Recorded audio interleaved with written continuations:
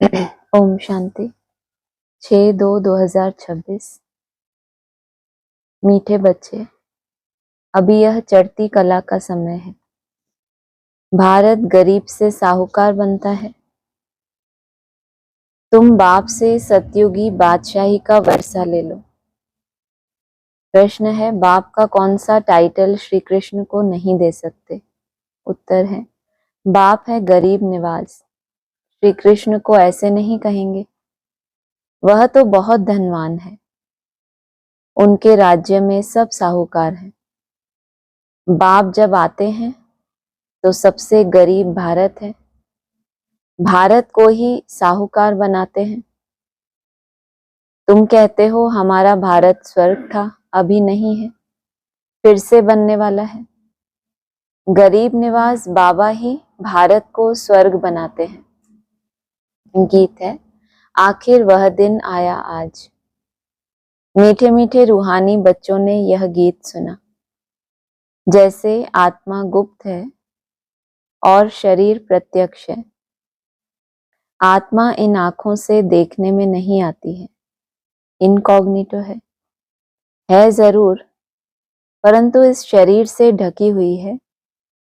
इसीलिए कहा जाता है आत्मा गुप्त है। आत्मा खुद कहती है मैं निराकार हूं, यहां साकार में आकर गुप्त बनी हूं। आत्माओं की निराकारी दुनिया है, उसमें तो गुप्त की बात नहीं। परमपिता परमात्मा भी वहां रहते हैं। उनको कहा जाता है सुप्रीम। वहां गुप्त की बात नहीं, क्योंकि वहां क्या है, आत्मा अपने ओरिजिनल स्वरूप में है। और जो उसका पारलौकिक पिता है वो भी कहाँ है, वो भी वहां रहते हैं साथ साथ। यहाँ जब आत्मा पार्ट प्ले करने के लिए आती है तो क्या करती है, अलग अलग चोले धारण करती है, तो क्या हो जाती है, अपना उसका ओरिजिनल स्वरूप उसी से गुप्त हो जाता है। बाप कहते हैं ऊंच से ऊंच आत्मा, परे ते परे रहने वाला परम आत्मा। बाप कहते हैं जैसे तुम गुप्त हो, मुझे भी गुप्त आना पड़े। मैं गर्भ जेल में आता नहीं हूं, मेरा नाम एक ही शिव चला आता है।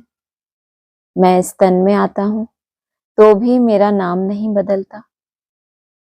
इनकी आत्मा का जो शरीर है, इनका नाम बदलता है, मुझे तो शिव ही कहते हैं, सब आत्माओं का बाप। तो तुम आत्माएं इस शरीर में गुप्त हो, इस शरीर द्वारा कर्म करती हो। मैं भी गुप्त हूं। तो बच्चों को यह ज्ञान अभी मिल रहा है कि आत्मा इस शरीर से ढकी हुई है। आत्मा है इनकॉग्निटो, ढकी हुई है मना। हाँ, जो स्मृति है वो कैसी है, वहां परम धाम में गुप्त नहीं है, क्योंकि कहाँ अपनी स्मृति कैसी है उसकी, मैं आत्मा निराकार हूँ, बोला ना, आत्मा कहती है मैं निराकार हूँ। जब उस दुनिया में रहती है, निराकारी दुनिया में, वहां गुप्त की बात नहीं। यहाँ स्मृति किसकी हावी हो गई, देह की स्मृति हावी हो गई और आत्मा की स्मृति गुप्त हो गई, तो जैसे कि आत्मा ही गुप्त हो गई। तो बच्चों को यह ज्ञान अभी मिल रहा है कि आत्मा इस शरीर से ढकी हुई है। आत्मा है इनकॉग्निटो, शरीर है कॉग्निटो। मैं भी हूं अशरीरी। बाप इनकॉग्निटो इस शरीर द्वारा सुनाते हैं। तुम भी इनकॉग्निटो हो, शरीर द्वारा सुनते हो। तुम जानते हो बाबा आया हुआ है भारत को फिर से गरीब से साहूकार बनाने। तुम कहेंगे हमारा भारत, हर एक अपने स्टेट के लिए कहेंगे, हमारा गुजरात, हमारा राजस्थान, हमारा हमारा कहने से उसमें मोह रहता है। और तुम क्या कहेंगे, हमारा भारत। हमारा भारत गरीब है, यह सभी मानते हैं, परंतु उन्हें यह पता नहीं कि हमारा भारत साहूकार कब था, कैसे था। तुम बच्चों को बहुत नशा है। हमारा भारत तो बहुत साहूकार था, दुख की बात नहीं थी। सतयुग में दूसरा कोई धर्म नहीं था, एक ही देवी देवता धर्म था, यह किसको पता नहीं। यह जो वर्ल्ड की हिस्ट्री ज्योग्राफी है, यह कोई नहीं जानते। अभी तुम अच्छी रीति समझते हो, हमारा भारत बहुत साहूकार था, अभी बहुत गरीब है। अब फिर बाप आए हैं साहूकार बनाने। भारत सतयुग में बहुत साहूकार था, जबकि देवी देवताओं का राज्य था। फिर वह राज्य कहाँ चला गया, यह कोई नहीं जानते। ऋषि मुनि आदि भी कहते थे हम रचता और रचना को नहीं जानते हैं। बाप कहते हैं सतयुग में भी देवी देवताओं को रचता और रचना के आदि मध्य अंत का ज्ञान नहीं था। अगर उन्हों को भी ज्ञान हो कि हम सीढ़ी उतरते कलयुग में चले जाएंगे, तो बादशाही का सुख भी न रहे, चिंता लग जाए। आदि में क्या था, जब स्थापना हुई तो देवी देवताओं का राज्य था, सतो प्रधान बने थे। अगर उनको ये साक्षात्कार हो जाए कि नया जन्म लेके क्या करना है, अभी एक फिर सीढ़ी उतरनी है और फिर उतनी ही मेहनत भी करनी है, तो क्या हो जाएगा।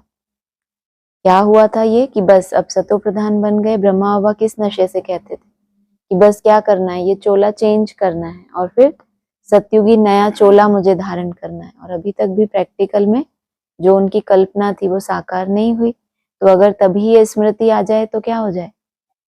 बाबा ने कहा ना, ब्रह्मा बाबा ने, उस समय तो बहुत नशा चढ़ गया कि मैं तो ये प्रिंस बनूंगा।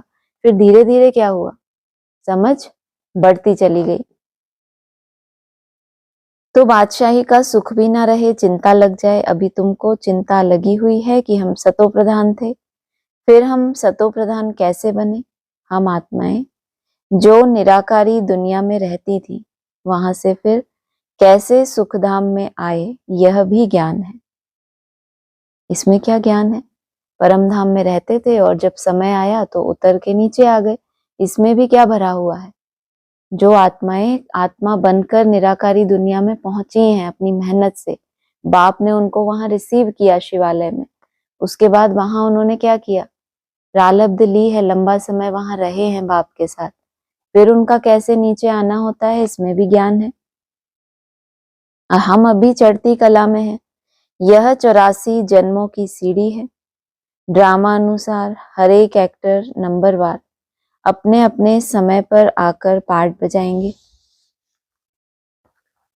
अब तुम बच्चे जानते हो गरीब निवास किसको कहा जाता है, यह दुनिया नहीं जानती।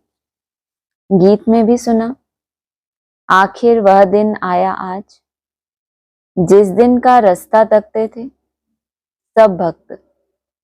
भगवान कब आकर हम भक्तों को इस भक्ति से छुड़ाए सदगति में ले जाएंगे, यह अभी समझा है। बाबा फिर से आ गया है इस शरीर में। शिव जयंती भी मनाते हैं तो जरूर आते हैं। ऐसे भी नहीं कहेंगे कि मैं श्री कृष्ण के तन में आता हूं, नहीं। बाप कहते हैं श्री कृष्ण की आत्मा ने 84 जन्म लिए हैं। उनके बहुत जन्मों के अंत का यह अंतिम जन्म है। जो पहले नंबर में था वह अब अंत में है। तत्वम, मैं तो आता हूं साधारण तन में, तुमको आकर बतलाता हूं तुमने कैसे 84 जन्म भोगे हैं। सरदार लोग भी समझते हैं एक ओंकार परमपिता परमात्मा बाप है, वह बरोबर मनुष्य से देवता बनाने वाला है। तो क्यों नहीं हम भी देवता बने। जो देवता बने होंगे वह एकदम चटक पड़ेंगे। देवी देवता धर्म का तो एक भी अपने को समझते नहीं। और धर्मों की हिस्ट्री बहुत छोटी है, कोई की 500 वर्ष की, कोई की 1250 वर्ष की। तुम्हारी हिस्ट्री है 5000 वर्ष की। देवता धर्म वाले ही स्वर्ग में आएंगे, और धर्म तो आते ही बाद में है। देवता धर्म वाले भी अब और धर्मों में कन्वर्ट हो गए हैं ड्रामा अनुसार, फिर भी ऐसे कन्वर्ट हो जाएंगे, फिर अपने अपने धर्म में लौट कर आएंगे। बाप समझाते हैं, बच्चे तुम तो विश्व के मालिक थे, तुम भी समझते हो बाबा स्वर्ग की स्थापना करने वाला है, तो हम क्यों नहीं स्वर्ग में होंगे। बाप से हम वर्षा जरूर लेंगे। तो इससे सिद्ध होता है यह हमारे धर्म का है। बाप गुप्त है, बेहद का बाप है, और वर्षा भी कैसा देता है, बेहद का। लेकिन अगर इनको नशा चढ़ जाए कि हम बाप से क्या लेंगे, पूरा ही वर्षा लेंगे, भले उसमें कितनी भी क्या हो, मुश्किलात हो, तो समझो ये हमारे धर्म का है। जो नहीं होगा वह आएगा ही नहीं। कहेंगे पराये धर्म में क्यों जाए। तुम बच्चे जानते हो, सतयुग नई दुनिया में देवताओं को बहुत सुख थे, सोने के महल थे। सोमनाथ के मंदिर में कितना सोना था, ऐसा कोई दूसरा धर्म होता ही नहीं। सोमनाथ मंदिर जैसा इतना भारी मंदिर कोई होगा ही नहीं। बहुत हीरे जवाहरात थे। बुद्ध आदि के कोई हीरे जवाहरातों के महल थोड़े ही होंगे। तुम बच्चों को जिस बाप ने इतना ऊंच बनाया है, उनकी तुमने कितनी इज्जत रखी है। इज्जत रखी जाती है ना, इसका मतलब किन्होंने क्या किया। बहुत ऐसे हैं जिन्होंने बेइज्जत किया, लेकिन बाप के गुप्त होने के बाद जिसने तुमको बनाया, तुमने क्या किया, उसकी इज्जत रखी है। उसकी यादगार में कौन सा मंदिर बनाया, सोमनाथ का मंदिर। पीछे आया था ना, हमारा गुजरात और हमारा राजस्थान, एक जगह पर कौन सा मंदिर, सोमनाथ का मंदिर। और दूसरा मंदिर कौन सा है, देलवाड़ा का यादगार। तो हमारा गुजरात, हमारा राजस्थान, और तुम क्या कहते हो, इन दोनों से ही ऊपर हमारा भारत, जिसने क्या किया, इनको इतना ऊंच बनाया है, तो उनकी इज्जत रखी जाती है। तुम जानते हो, ऊंच से ऊंच मंदिर गाया हुआ है जिसको लूट गए। लक्ष्मी नारायण के मंदिर को कभी कोई ने लूटा नहीं है, सोमनाथ के मंदिर को लूटा है। क्या मतलब, सोमनाथ का मंदिर, सोम अर्थात चंद्रमा, उसको नाथने वाला सोमनाथ, सोमनाथनी का यादगार बाबा ने कहाँ से बताया था, बेहद में। अहमदाबाद से गुजरात में ही बाप का क्या हुआ, बेहद जन्म वहां हुआ ना, गुजरात में। तो ये पहला पहला मंदिर कौन सा बना, जिस आत्मा की बच्चों ने क्या की, बहुत इज्जत रखी, इसीलिए इतना भरपूर हीरे जवाहरातों से जड़ा हुआ क्या किया, महल बनाया। लेकिन हुआ क्या फिर, 18 में जब चारों तरफ, बाबा ने पहले ही बोला था कि 18 में क्या होगा, चारों तरफ बाप की प्रत्यक्षता होगी। तो बच्चों को तो नहीं था ऐसा कि ग्लानि के रूप में प्रत्यक्षता होगी। तो क्या हुआ, लूट गया। मना क्या लूट गया, जो भी मान मर्तबा था सब ले गए, अर्थात क्या कर दिया, मंदिर को लूट लिया। लेकिन बाबा ने क्या कहा, लक्ष्मी नारायण के मंदिर को कभी कोई ने लूटा नहीं है। क्यों, क्योंकि बाप क्या है, बेताज बादशाह है। वो खुद तो ताज धारण नहीं करता, लेकिन जिन बच्चों को तैयार करता है, जिनकी कभी भी कोई ग्लानि होती ही नहीं है, इतने पावरफुल हो जाते हैं कि चोर भी इनको लूट नहीं सकते, ऐसी प्रॉपर्टी धारण हो जाती है। तो क्या कहेंगे, बनाने वाले की फिर इतनी इज्जत रखते हैं, लेकिन जिसने बनाया था उसके मंदिर को क्या करते हैं, लूट ले जाते हैं। जो ऊंच मर्तबे वाले होते हैं, तो छोटे मर्तबे वाले उन्हों की इज्जत रखते हैं, दरबार में भी नंबरवार बैठते हैं। बाबा तो अनुभवी है ना। यहाँ की दरबार है पतित राजाओं की, पावन राजाओं की दरबार कैसी होगी, जबकि उन्हों के पास इतना धन है, तो उन्हों के घर भी इतने अच्छे होंगे। अभी तुम जानते हो, बाप हमको पढ़ा रहे हैं, स्वर्ग की स्थापना करा रहे हैं। हम महाराजा महारानी स्वर्ग के बनते हैं, फिर हम गिरते गिरते भक्त बनेंगे। तो पहले पहले शिव बाबा के पुजारी बनेंगे। जिसने स्वर्ग का मालिक बनाया, उनकी ही क्या करेंगे, पहले पहले क्या बोला,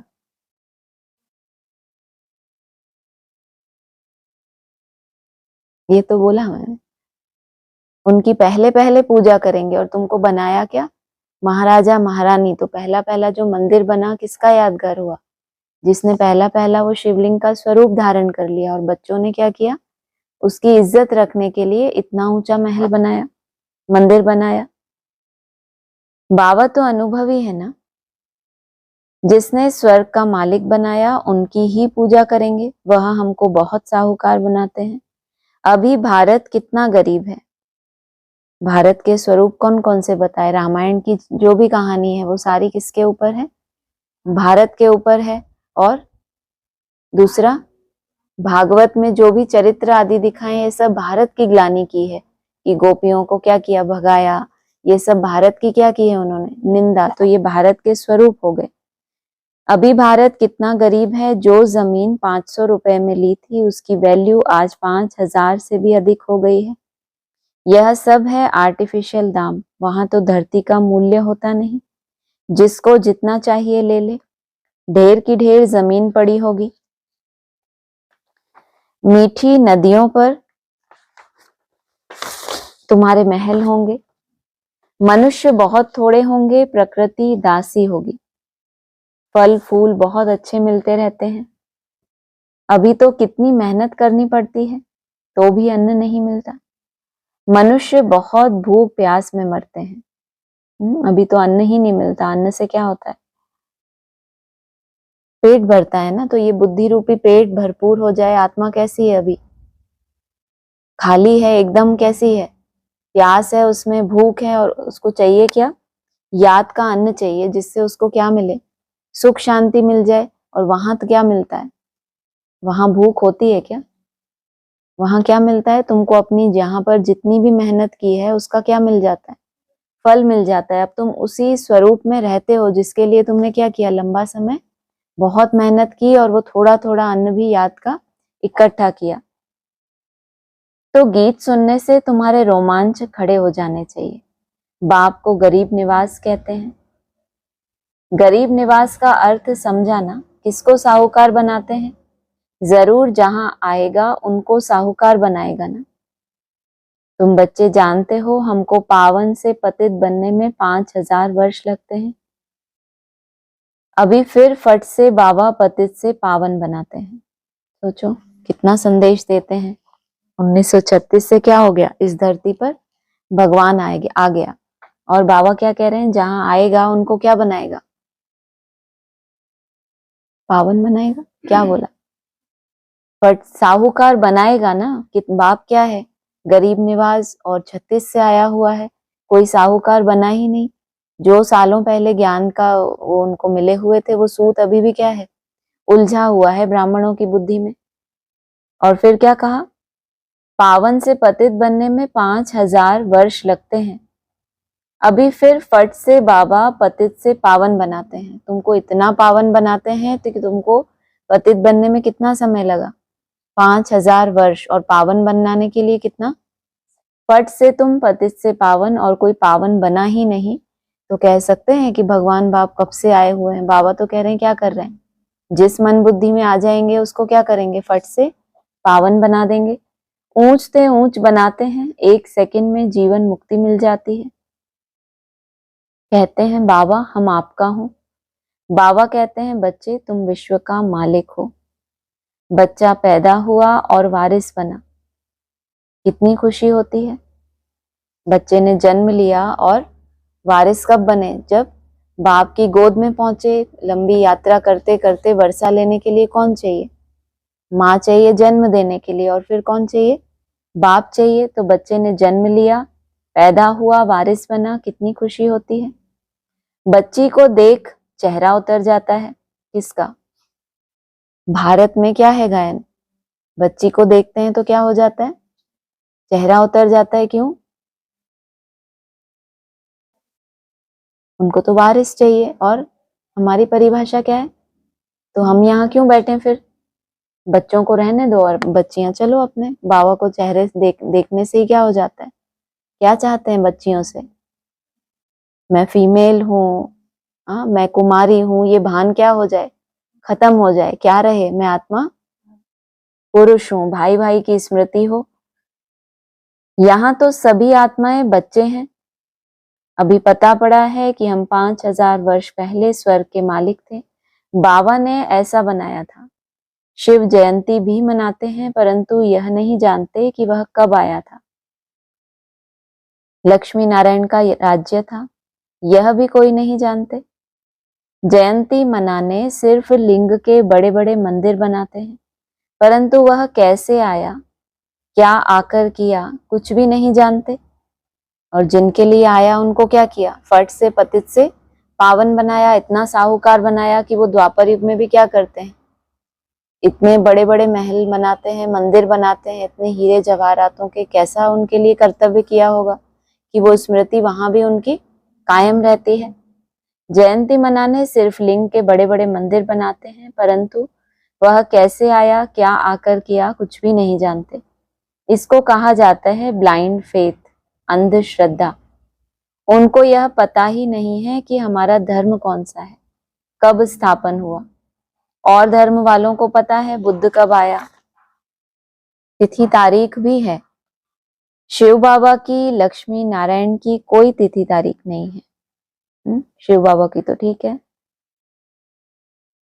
हाँ बताया ना कि आदि में भी जो एक थे स्थापना के आदि रतन, और दूसरे सेवा के आदि रतन। जो स्थापना के आदि रतन थे वो तो क्या रहे, गुप्त ही रहे। शुरुआत ही कहाँ से हुई, ब्रह्मा बाबा से शुरुआत हुई। सबसे ऊंची अथॉरिटी कौन दिखाई पड़ा वहां पे, राम बाप दिखाई पड़ा क्या, लक्ष्मी नारायण वाली आत्माएं, सब गुप्त। तो इनकी तिथि तारीख कैसे निकालेंगे, शुरुआत ही कहाँ से हुई, जब 47 में राज तिलक मिला तब से वहां की शुरुआत हुई। नाम पड़ा ब्रह्मा कुमार कुमारी ईश्वरीय विश्वविद्यालय। तो शिव बाबा की, लक्ष्मी नारायण की कोई तिथि तारीख नहीं है। 5000 वर्ष की बात को लाखों वर्ष लिख दिया है। लाखों वर्ष की बात किसको याद आ सकेगी। भारत में देवी देवता धर्म कब था यह समझते नहीं है। लाखों वर्ष के हिसाब से तो भारत की आबादी सबसे बड़ी होनी चाहिए, भारत की जमीन भी सबसे बड़ी होनी चाहिए। लाखों वर्ष में कितने मनुष्य पैदा होते हैं, बेशुमार मनुष्य हो जाएं।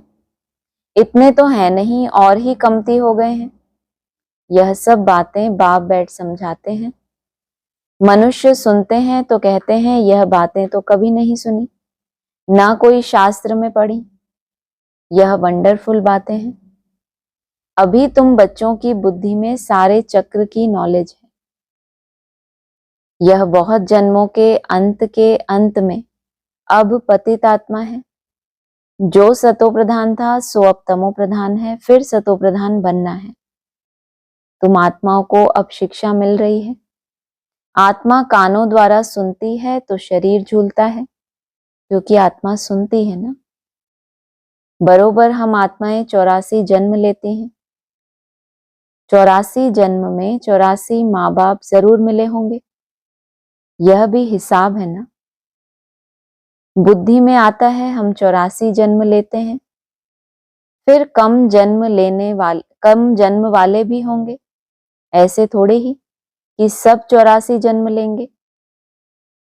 बाप बैठ समझाते हैं शास्त्रों में क्या क्या लिख दिया है। तुम्हारे लिए तो फिर भी 84 जन्म कहते हैं, मेरे लिए तो अनगिनत बेशुमार जन्म कह देते हैं। तो ये महिमा हुई या ग्लानि हुई। बाप को क्या कह देते हैं, कण कण में है, भीतर भीतर में है, बेशुमार कह दिया, इतना उसका विस्तार कर दिया। और तुमको क्या बोला, तुम्हारे लिए तो फिर भी 84 जन्म कहते हैं। तो ये भी, इसको ग्लानि से क्यों जोड़ दिया बाबा ने।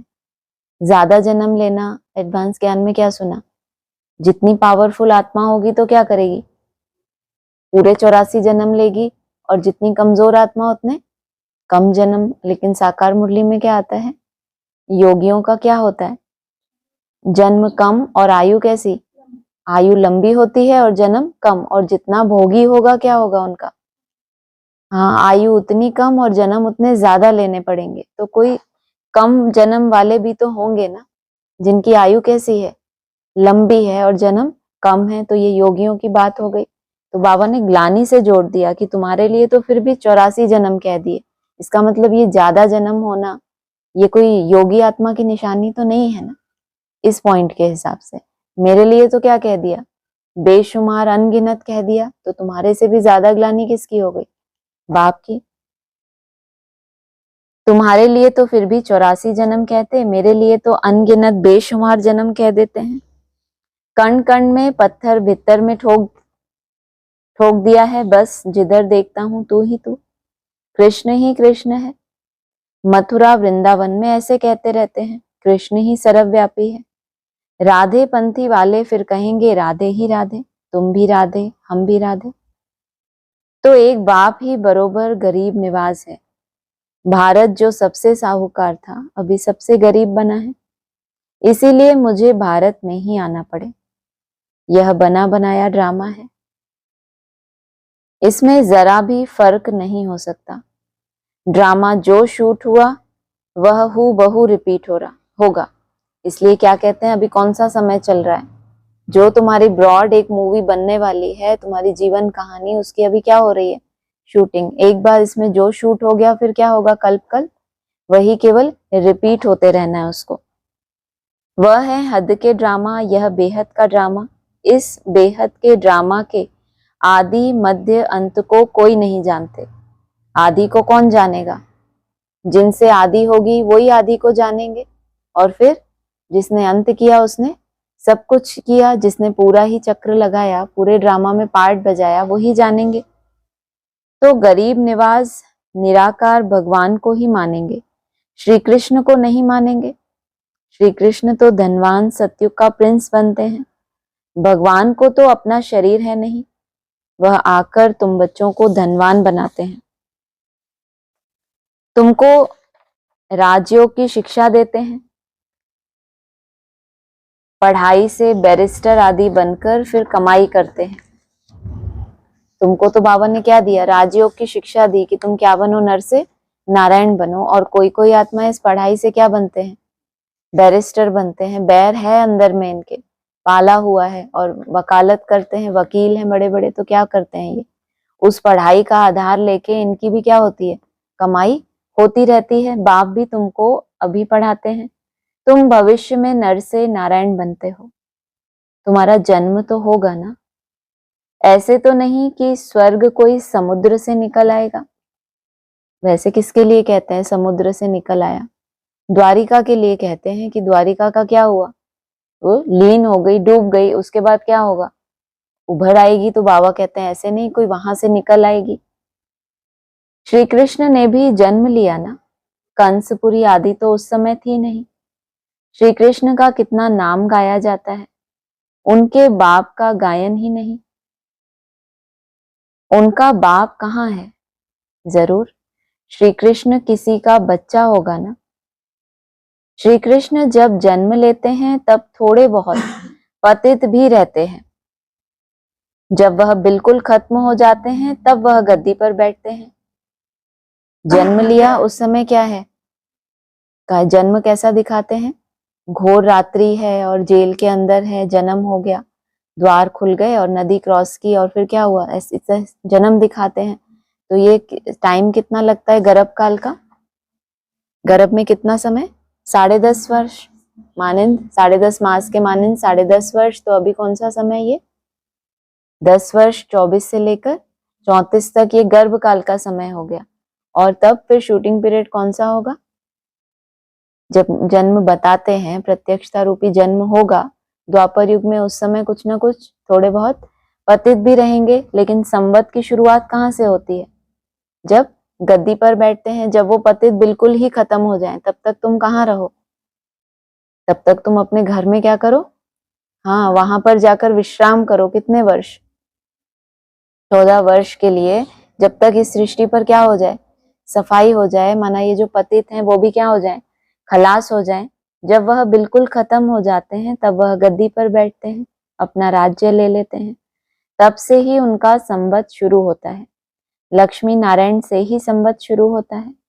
तुम पूरा हिसाब लिखते हो, इनका राज्य इतना समय, फिर इनका इतना समय, तो मनुष्य समझेंगे यह कल्प की आयु बड़ी हो नहीं सकती। 5000 वर्ष का पूरा हिसाब है। तुम बच्चों की बुद्धि में आता है ना, हम कल स्वर्ग के मालिक थे, बाप ने बनाया था, तब तो उनकी हम शिव जयंती मना रहे हैं। तुम सबको जानते हो, क्राइस्ट, गुरु नानक आदि फिर कब आएंगे यह तुमको नॉलेज है। वर्ल्ड की हिस्ट्री, ज्योग्राफी हूबहू रिपीट होती है। यह पढ़ाई कितनी सहज है। तुम स्वर्ग को जानते हो, बरोबर भारत स्वर्ग था। भारत अविनाशी खंड है, भारत जैसी महिमा और कोई की हो नहीं सकती। सबको पतित से पावन बनाने वाला एक ही बाप है। अच्छा, मीठे मीठे सिकिलधे बच्चों प्रति माता पिता बाप दादा का याद प्यार गुड मॉर्निंग। रूहानी बाप की रूहानी बच्चों को नमस्ते। रूहानी बच्चों की रूहानी बाप दादा को नमस्ते। धारणा के लिए सार है, ड्रामा के आदि मध्य अंत का ज्ञान बुद्धि में रखते हुए सब चिंताएं छोड़ देनी है। एक सतो प्रधान बनने की चिंता रखनी है। चिंता किस बात की होती है? ज्ञान भी सारा बुद्धि में रखना है, आदि का भी, मध्य का भी और अंत का भी। और फिर चिंता किस बात की होती है? या तो भविष्य की चिंता होती है, या पास्ट में जो भूलें हो गई उनका क्या होता है, कुछ ना कुछ पश्चाताप चलता रहता है। बाबा क्या कह रहे हैं, इस ड्रामा के आदि मध्य अंत को बुद्धि में रखो कि आदि में भी हमने क्या की, बहुत मेहनत की, और अभी अंत में हम उसे, हमारे उस भक्ति का हमें क्या मिलने जा रहा है, फल मिलने जा रहा है। तो अब पुरानी बातों की चिंताएं छोड़ एक ही चिंता रखनी है कि हम सतो प्रधान बने। गरीब निवाज बाबा भारत को गरीब से साहूकार बनाने आया है, उनका पूरा पूरा मददगार बनना है। अपनी नई दुनिया को याद कर सदा खुशी में रहना है। वरदान है, दिल में सदा एक राम को बसाकर सच्ची सेवा करने वाले माया जीत विजयी भव। हनुमान की विशेषता दिखाते हैं कि वह सदा सेवाधारी महावीर था, इसीलिए खुद नहीं जला लेकिन पूंछ के द्वारा लंका जला दी। तो यहाँ भी जो सदा सेवाधारी हैं वही माया के अधिकार को खत्म कर सकते हैं। माया का अधिकार किस रूप में है? हर एक के ऊपर माया देह अभिमान की पूंछ के रूप में क्या है, चिपकी हुई है ना। पूंछ अच्छी लगती है किसी को, लेकिन वो पूंछ कैसी है, वो जुड़ी हुई है साथ में। उस पूंछ में क्या करते हैं, आग लगाते हैं, तो माया का राज्य ही समाप्त हो जाता है। जो सेवाधारी नहीं वह माया के राज्य को जला नहीं सकते। हनुमान के दिल में सदा एक राम बसता था, तो बाप के सिवाय और कोई दिल में ना हो, अपने देह की स्मृति भी ना हो, तब माया जीत विजयी बनेंगे। स्लोगन है, जैसे आत्मा और शरीर कंबाइंड है, ऐसे आप बाप के साथ कंबाइंड रहो। अव्यक्त इशारे हैं, संगठन में हर एक की विशेषता को देखना, विशेषता ही ग्रहण करना और कमजोरियों को मिटाने का प्रयत्न करना, यही विधि है एकता का संगठन मजबूत करने की। जैसे आप सबका उठना बोलना चलना एक जैसा है, या सबकी एक जैसी बातें, एक ही गति, एक ही रीति, एक ही नीति है, ऐसे ही संस्कार भी समान दिखाई दें। भिन्नता होते भी एक दो में विश्वास रख, सबके विचारों को सत्कार दो। अभी समानता कहाँ है? जो दिनचर्या है, जो रूटीन है आपकी, उसमें क्या है, एक ही नियमों पे चलना, एक ही तरह से श्रीमत का पालन करना, वो सब कुछ क्या है, समान। लेकिन स्वभाव संस्कारों में जो भिन्नता है वो भी एक दिखाई दे। किस आधार पे? एक दो में विश्वास होगा तो क्या करेंगे, विचारों को भी सत्कार देंगे। माँ बाप होते हैं तो बच्चे उनकी हर बात क्यों मानते हैं? क्योंकि उनको क्या होता है कि ये जो बोलेंगे उसमें क्या है, हमारा कल्याण ही होगा। तो विश्वास होगा तो क्या होगा, विचारों को सत्कार देंगे, यही एकता का आधार है। अच्छा, ओम शांति।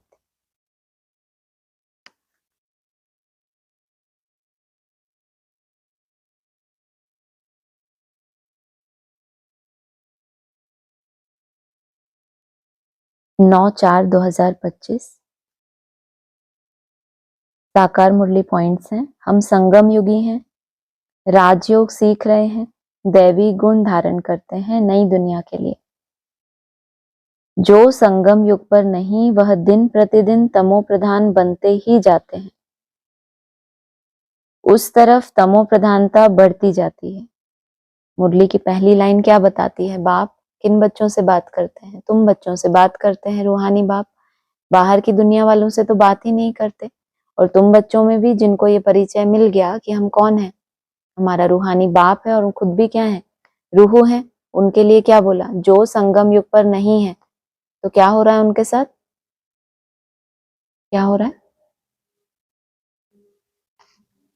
जो संगम युग पर नहीं वह दिन प्रतिदिन क्या हो रहे हैं, तमो प्रधान बनते जा रहे हैं। अगर एक तरफ तो क्या बताया, बाप आते हैं तो फट से पतित से पावन, और जो संगम युग पर ही नहीं मानते खुद को, उनकी बुद्धि से अब ये डेट सुन सुन के यही निकल गया कि ये कोई संगम युग है, ये कभी समाप्त होगा।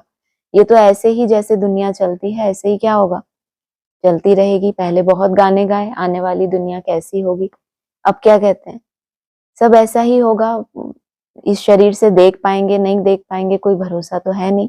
तो तमो प्रधानता होती जा रही है, उस तरफ तमो प्रधानता बढ़ती जाती है, इस तरफ तुम्हारा संगम युग पूरा होता जा रहा है। तुम्हारा संगम युग पूरा होता जा रहा है और वो संगम युग पर है ही नहीं। क्यों ऐसा? जो समय चल रहा है 1936 से 2036 वो तो चल ही रहा है ना। और परिचय मिल गया जिनको, तो संगम युग पर क्यों नहीं है? क्योंकि कलयुगी संस्कारों में बहुत अच्छे से जी रहे हैं वो।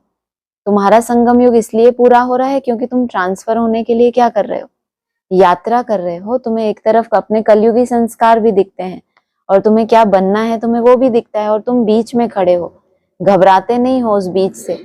नहीं तो बीच में खड़े हो, इधर ना गिर जाएं, इधर गिरना तो अभी बहुत असंभव जैसा है, तो भी क्या हो, घबराहट होती है ना अपनी वो कलयुगी से। लेकिन तुम्हें क्या है, तुमने हिम्मत रखी हुई है कि इन तामसिकता को क्या करेंगे, हम इसको परिवर्तन करेंगे और उस तरफ ट्रांसफर होंगे। तो इतनी सुंदर मेहनत करेंगे तो क्या होगा, तुम्हारा संगम युग पूरा होता जा रहा है। संगम युग पूरा माना सुखधाम तुम्हारा शुरू हो गया। अब उसमें संगम नहीं है कि कलयुग भी है, कुछ अच्छा भी है, कुछ बुरा भी है। वो कैसा धाम है तुम्हारा, सुख धाम है। यह समझने की बातें हैं। अगला है नंबर 1 को ही स्कॉलरशिप मिलती है। यह लक्ष्मी नारायण स्कॉलरशिप लिए हुए हैं। फिर है नंबर 12, बहुत बड़ा इम्तिहान है ना। स्कॉलरशिप की ही माला बनी हुई है। 8 रतन है ना, 8 हैं, फिर हैं 100, फिर हैं 16,000। तो कितना पुरुषार्थ करना चाहिए माला में पिरोने के लिए। अंतर्मुखी रहने का पुरुषार्थ करने से स्कॉलरशिप लेने के अधिकारी बन जाएंगे। शॉर्ट उसमें युक्ति बता दी कि लक्ष्मी नारायण तो है नंबर 1, और उसकी विधि भी बता दी किस बात का पुरुषार्थ करना है, अंतर्मुखी रहने का। क्यों? क्योंकि आज मुरली में बताया कि आत्मा कैसी है, गुप्त है, इस शरीर से ढकी हुई है। तो जितना वो गुप्त है उसको इमर्ज करेंगे बार बार, तो कितना अंतर्मुखी रहना पड़ेगा। एकदम ऐसे व्यवहार में आके बहिर्मुखी हो और वो इमर्ज हो जाए जो बहुत गुप्त है आपसे, तो इतना मुश्किल लगता है वो। तो बीच बीच में क्या करना पड़े, डिटैच होकर, शरीर से डिटैच होके उस पॉइंट ऑफ लाइट में टिकना। तो ये क्या हो गया, आपका अंतर्मुखता का अभ्यास हो गया। तुम्हें बहुत अंतर्मुखी रहना है। अगला है, जो बच्चे ज्ञानी तो आत्मा के साथ साथ योगी नहीं बनते हैं, उनमें देह अभिमान का अंश जरूर होगा। कितना निश्चय है बाप को कि ज्ञानी तो आत्मा तो बहुत बन गए, लेकिन अगर योगी नहीं बने तो क्या होगा, उनमें निश्चित रूप से जरूर देहभान का अंश जरूर होगा। योग के बिगड़ समझाना कोई काम का नहीं। फिर देह अभिमान में आकर किसी न किसी को तंग करते रहेंगे। बच्चे भाषण अच्छा करते हैं तो समझते हैं हम ज्ञानी तो आत्मा है। बाप कहते हैं ज्ञानी तो आत्मा तो हो, परंतु योग कम है, योग पर पुरुषार्थ बहुत कम है। योग तो चलो कम है, हमने बहुत मेहनत की, लेकिन सार कितना निकला, बहुत थोड़ा सा निकला, वो चिंता नहीं। लेकिन बाबा क्या कह रहे हैं, योग का पुरुषार्थ बहुत कम है। बाप कितना समझाते हैं, चार्ट रखो, मुख्य है ही योग की बात। अगला है, योग में तो बहुत बच्चे फेल हैं, समझते हैं हम 100% हैं। सबसे बड़े फेलियर बाबा ने किनको बताया, जो समझते हैं हम क्या करते हैं, हम बहुत एक्यूरेट लिखते हैं, हम एकदम 100% अपनी एकाग्रता को जानते हैं। हम क्या हैं इसमें, याद की सब्जेक्ट में बहुत बच्चे फेल हैं क्योंकि समझते हैं हम 100% हैं, परंतु बाबा कहते हैं 2% है। कहां से कहां पहुंचा दिया, कहां से कहां लटका दिया। 100 से 2 मतलब कल्पना भी नहीं कर सकते। किसी ने समझा हो कि हमारे तो इतने मार्क्स आएंगे और उसके 2 मार्क्स आए तो उसको कैसा लगेगा, कितनी कल्पना भी नहीं कर सकता। अच्छा होता कि क्या होता, पहले खुद को 0 पे रखे और फिर उसको मार्क्स मिले 33, 55 या 60, 75, तो कितनी खुशी हो। ये तो उल्टा ही हो गया। बाबा कहते हैं 2% है। बाबा खुद बतलाते हैं, बाबा का आधार क्या है बतलाने का, खुद का अनुभव। जिस तन का आधार लिया है उससे ऊपर कोई है, वो क्या है, नंबर 1 है भोजन खाते समय याद में रहता हूँ फिर भूल जाता हूँ, क्योंकि योग की परिभाषा की बात है ना, उन्होंने योग समझा किसको है।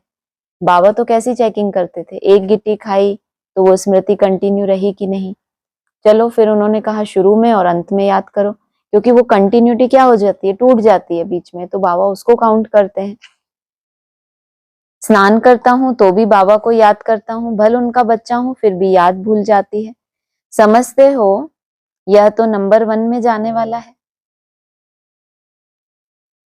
तुम समझते हो यह तो क्या है, नंबर 1 में जाने वाला है। जरूर ज्ञान और योग ठीक होगा, फिर भी बाबा कहते हैं योग में बहुत मेहनत है। तुमको तो फेलियर कह दिया, तुम भी समझते होगे कि चलो हम फेलियर हैं, ये तो अच्छे होंगे, फिर भी बाबा ने क्या बताया, योग में बहुत मेहनत है, थोड़ी बहुत नहीं। ट्रायल करके देखो फिर अनुभव सुनाओ, ऐसे ही भाषण मत करो। जो पीछे बोला ज्ञानी तो आत्मा है, बहुत अच्छा भाषण करते हैं, बाबा क्या कह रहे हैं, ट्रायल करके देखो, चार्ट रखो और फिर अपना अनुभव सुनाओ। अपने को देखो, अगला है अपने को देखो हम कितना समय याद में रहता हूं। बाबा को रिजल्ट बतानी चाहिए, याद में रहने से ही कल्याण होगा। बाकी जास्ती समझाने से कल्याण नहीं होगा। अलफ बिगर काम कैसे चलेगा, समझाते समझाते कहां पहुंच गए। जो समझाने से नहीं समझते तो उनको क्या दिखाते हैं स्कूल में, स्कूल में बच्चों को बहुत समझाते हैं, फिर नहीं समझते तो टीचर क्या उठा लेता है, डंडा। तो इनको बहुत समझाने से इनका काम नहीं होगा, कल्याण कैसे होगा, तुम याद में रहो तो उससे क्या होगा, तुम्हारा कल्याण होगा। जास्ती समझाने से कल्याण नहीं होगा। अलफ बिगर काम कैसे चलेगा, तुमने बहुत समझाया, अब इनको क्या चाहिए, जो प्रैक्टिकल में आदि से अंत तक क्या है, खड़ा ही है, तो वो खड़ा डंडा इनको चाहिए, उसके बगैर इनका काम नहीं चलेगा। एक अलफ का पता नहीं, बाकी तो बिंदी बिंदी हो जाती। बिंदी तो क्या है, बिंदी है, निराकार है। तुमने पहले भी कहा कि वो तो ज्योति बिंदु है भगवान, फिर बाप ने कहा मैं नाम और रूप से न्यारा नहीं हूं, लेकिन अगर वो तुमको उसका स्वरूप है, मैं नाम रूप से न्यारा नहीं हूं, अव्यक्त हूं, तो भी क्या है, बिंदी तो फिर भी क्या रहेगी, बिंदी ही, गुप्त ही रहेगी। अभी तो तुम्हारी आत्मा ही खुद से गुप्त है, तो फिर कब तुम आत्मा को जानो और फिर परमात्मा को जानो। और अलफ क्या है, प्रैक्टिकल है, खड़ा है तुम्हारे सामने। अलफ के साथ बिंदी देने से फायदा होता है, सिर्फ बिंदी लगा दो तो कोई वैल्यू है कोई वैल्यू, सिर्फ बिंदी जीरो लिख दो तो कोई वैल्यू है, जीरो माना नो वैल्यू, वो तो तुमको क्या बना देगा, नो वैल्यू, तुम एकदम क्या बन जाओ, जीरो, इतना आत्मा अभिमानी। और फिर साथ में क्या खड़ा कर दिया, अलफ, तो फिर क्या हो गई, धीरे धीरे संख्या हो गई, 1 से 10 बना और फिर 100 बना, फिर 1000 बना। तो तुम भी क्या करते हो, पुरुषार्थ में खड़े हो, लेकिन शून्य में जाने का पुरुषार्थ कर रहे हो, लेकिन क्या चाहिए, पुरुषार्थ में खड़े रहना चाहिए ना तुमको, अलफ भी जरूर चाहिए। और उसके साथ अब तुम बिंदी दोगे तो क्या होगा, तुमको फायदा होता जाएगा। अगला है 10-4-25, इस यज्ञ में सारी दुनिया स्वाहा होनी है, इनके लिए यह सब तैयारियां चाहिए ना। उस दिन भी कहा था तुम्हारा यज्ञ क्या होगा, पूरा होगा तो सब इसमें स्वाहा हो जाएंगे। बॉम्ब्स निकले सो निकले, फिर बंद थोड़े ही हो सकते, थोड़े समय के अंदर सबके पास ढेर हो जाएंगे, क्योंकि विनाश तो फटाफट होना चाहिए ना, फिर हॉस्पिटल आदि थोड़े ही रहेगी, किसको पता भी नहीं पड़ेगा, मासी का घर थोड़े ही है। विनाश साक्षात्कार कोई पाई पैसे की बात नहीं है, और प्रैक्टिकल देखना तो फिर सोच लो, बाबा कह रहे हैं विनाश का साक्षात्कार वो कोई पाई पैसे की बात नहीं है, तो फिर प्रैक्टिकल विनाश को देखना, और वो भी कैसा होना चाहिए, फटाफट होना चाहिए। सारी दुनिया की आग देख सकेंगे, साक्षात्कार होता है, सिर्फ आग ही आग लगी हुई है, सारी दुनिया खत्म होनी है, कितनी बड़ी दुनिया है, आकाश तो नहीं जलेगा, इनके अंदर जो कुछ है सब विनाश होना है। आकाश तो क्या हो गया, जो 5 तत्वों से डिटैच हो गए, उन आत्मा को कोई जला सकती है, अग्नि जला सकती है, जो क्या है, कांटों का जंगल है, उसमें क्या होगी, आग लगेगी। जो फूलों का बगीचा है, जहां नमी है ज्ञान की और स्नेह की, तो वहां क्या होगा, वहां आग नहीं लग सकती।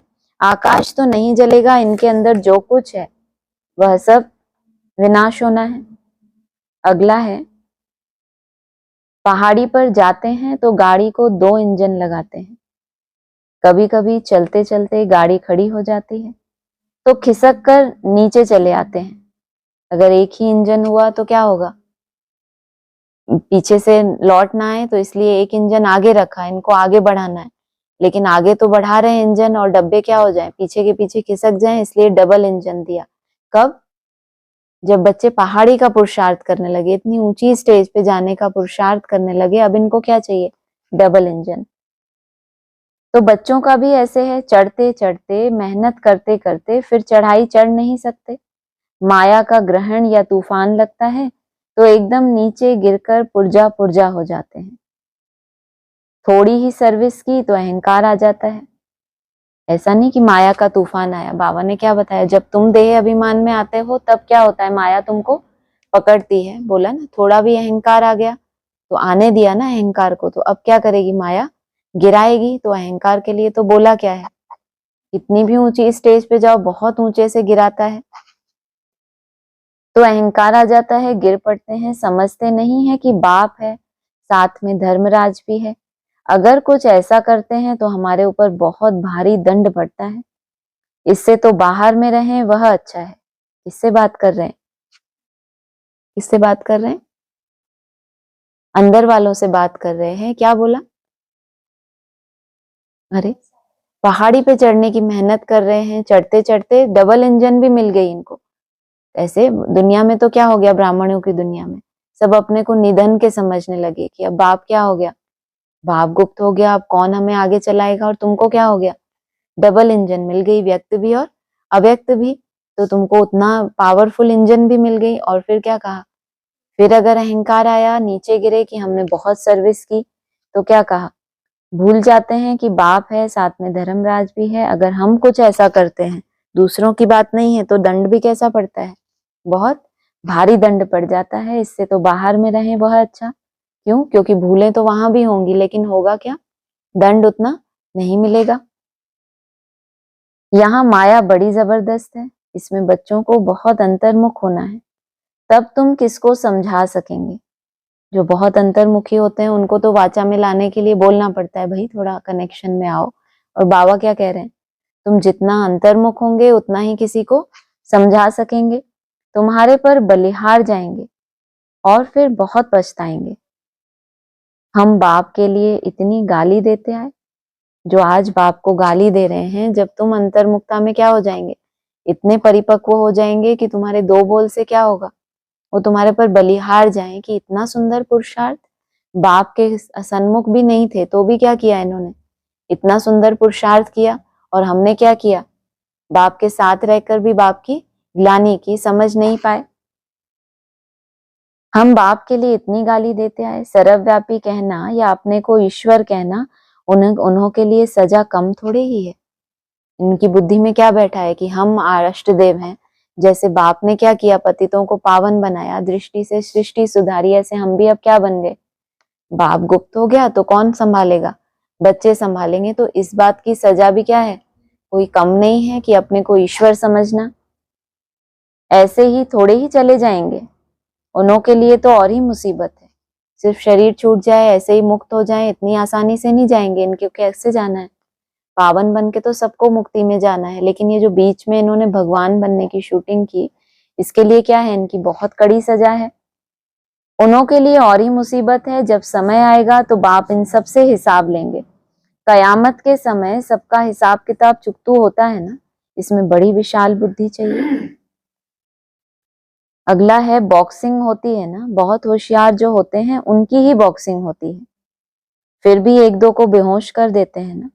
लेवल्स होते हैं ना बॉक्सिंग में, जो इंटरनेशनल लेवल पे लड़ाई होती है, वो बॉक्सर कैसे होते होंगे, कितने ऊंचे लेवल पे जाके अपने देश का नाम वाला करते हैं। और जो लोकल लेवल पे लड़ रहे हैं, तो छोटी छोटी लड़ाइयां लड़ते लड़ते क्या हो जाते हैं, इतने पावरफुल बन जाते हैं कि माया का जो सबसे बड़ा पेपर है उसको भी क्या कर जाए, हम जीते हैं। उसमें भी नंबर 1 कौन आए, हम आए। तो कितना नाम वाला हुआ कि किस बाप ने इनको पढ़ाई पढ़ाई, ये इतनी सुंदर पढ़ाई पढ़ के क्या बन गए, इतने ऊंचे इम्तिहान में भी इन्होंने स्कॉलरशिप ले ली, और आधार क्या था उसका, बताया ना, स्कॉलरशिप लेने के लिए क्या बनो तुम, अंतर्मुख बन जाओ। उनकी ही बॉक्सिंग होती है, फिर भी एक दो को बेहोश कर देते हैं ना। कहते हैं बाबा माया के तूफान बहुत आते हैं, यह होता है। सो भी बहुत थोड़े सच लिखते हैं, बहुत हैं जो छिपा लेते हैं। समझ नहीं कि मुझे बाबा को कैसे सच सुनाना है। सच भी इनका अपने हिसाब से है सुनाने का, कितना परसेंट सुनाना है, कितना परसेंट युक्ति से बोलना है, और कितने परसेंट बात को छुपा लेना है या घुमा लेना है, इनका अपना ही तरीका है बाप को सच बताने का। समझते नहीं बाबा को कैसे सच सुनाना है। सच को कभी बनाना पड़ता है क्या? कोई झूठी बात है, किसी बात को छुपाना है तो बहुत सोचना पड़ता है कैसे बोलें। जो बात जैसी हुई है उसको एज इट इज बताने में बुद्धि चलानी पड़ती है। किसी बात को अगर बुद्धि चलानी पड़ रही है, कैसे बताएं, इसका मतलब आप क्या कर रहे हो, बना रहे हो सच को। सच तो क्या है, जो हुआ है जैसा हुआ है उस बात को एज इट इज रखना आसान होता है या बहुत मुश्किल होता है? मुश्किल होता है।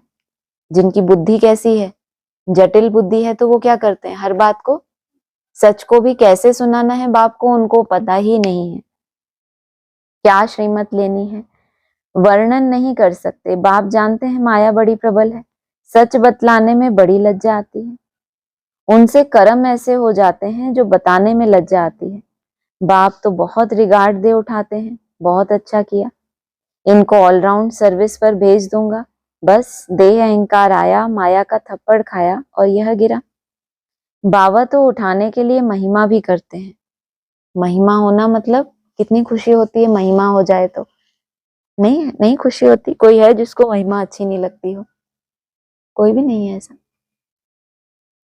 और बाबा ने क्या बोला, महिमा किस लिए करते हैं, उन्नति किससे होती है, महिमा से उन्नति होती है, या बाबा हमें सच सुनाए, हमें अपना साक्षात्कार कराए, उससे हमारी उन्नति होगी। बाबा तो महिमा भी करते हैं, किस लिए, कि ऊपर उठे, चलो इनसे कोई बहुत बड़ी भूल हो गई, फिर भी महिमा करते हैं, बहुत अच्छा कि आगे बढ़े, हीन भावना में कहीं पुरुषार्थ ही ना छूट जाए इनका, तो महिमा करते हैं कि ऑलराउंड सर्विस पर भेज दूंगा। फिर अपना अहंकार आया तो यह गिरा। बाबा तो उठाने के लिए महिमा भी करते हैं, पुचकार दे उठाऊंगा, तुम तो बहुत अच्छे हो, स्थूल सेवा में भी अच्छे हो। जब ये पुचकार आए तो क्या समझना चाहिए, थोड़ा अलर्ट हो जाना चाहिए। बहुत अच्छे हो, परंतु यथार्थ रीति बैठ बताते हैं कि मंजिल बहुत भारी है। कितनी भी मैं तुमको बहलाऊं फुसलाऊं कि तुम तो बहुत अच्छे हो, बहुत अच्छे हो, लेकिन मंजिल फिर भी, यात्रा हर एक की कैसी है, महिमा में तो फिर भी कंपटीशन होता है ना, इनकी महिमा हो गई, इनकी कम हो गई। यात्रा ही जब पर्सनल है तो उसमें क्या महिमा और क्या बुराई, हर एक की कमियां भी कैसी हैं, अपनी अपनी पर्सनल है ना। हर एक के पास अपने तरह की कमी है और अपने तरह की क्या है उसके पास, विशेषता भी है। तो विशेषता की महिमा भी होगी और कमी का क्या होगा, कमी को बाहर निकालना है तो क्या होगा, हमें दिखाई देगी तभी तो हम निकालेंगे। हम देख ही नहीं पा रहे तो बाप सहयोग करेगा ना हमें। परंतु यथार्थ रीति बैठ बताते हैं कि मंजिल बहुत भारी है, उसमें इस महिमा आदि का कोई रोल है ही नहीं। यथार्थ रीति बोला ना, उससे पहले तो क्या बोल रहे थे, तुम बहुत अच्छे हो, तुम बहुत अच्छे हो, ये सब यथार्थ नहीं है। यथार्थ रीति क्या बताया कि तुम्हारी मंजिल, तुम जैसे भी हो, लेकिन अब आगे देखो तुम्हारी मंजिल बहुत भारी है। देह और देह के संबंध छोड़ अपने को अशरीरी आत्मा समझना, यह पुरुषार्थ करना बुद्धि का काम है। आत्मा तो समझना है, लेकिन अशरीरी माना शरीर से ये अलग महसूस करे आत्मा, ये बहुत बड़ा पुरुषार्थ है। इसमें सारा काम किसका है, बुद्धि का काम है। अच्छा, ओम शांति। हाँ जी, ऑनलाइन किसी को कुछ बोलना है तो बोलिए।